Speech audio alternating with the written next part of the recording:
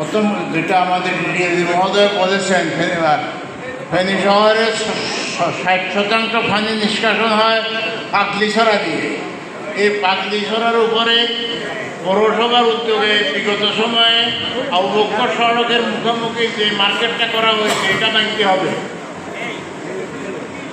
আর দ্বিতীয়ত ফেনী পুলিশ ফাঁড়ির পিছনে একটা রেস্টুরেন্টের পুরা কিচেন পাগলিছড়া দখল করে এখানে স্থাপনা নির্মাণ করা হয়েছে।